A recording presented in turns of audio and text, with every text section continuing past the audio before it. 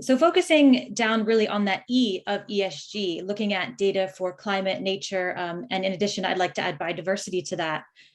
So in particular, things like looking at water quality, maybe species diversity, the condition of a habitat in a location, the carbon emissions, anything really having to do with the environment and nature is data that needs to be collected, as you say, transparent, reliable data.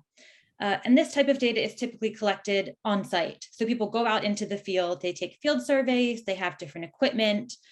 They might be taking environmental DNA, which is relatively new, where you take soil samples or water samples and find trace elements from different species to look at biodiversity.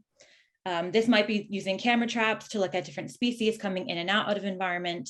As you can imagine, it's all quite labor intensive and restricted really to a small scale, a site level really, due to the complexity, the high costs, and the time-consuming nature of collecting this sort of environmental data for ESG reporting. Particularly in this region, there are challenging conditions. It's a tropical area. Imagine being in the field all day collecting data. And in addition, it's quite difficult to do ongoing monitoring. So a lot of corporations and financial institutions need quarterly and annual data, up-to-date data for reporting, and doing ongoing in-field monitoring is quite costly and time ineffective.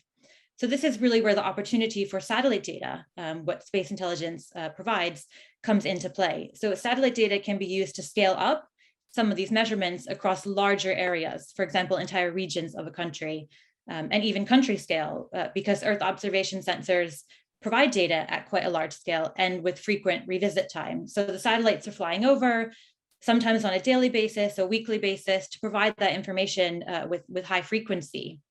And one of the challenges, again, because it's a tropical region, is that it's harder to acquire cloud-free imagery, especially during the rainy season.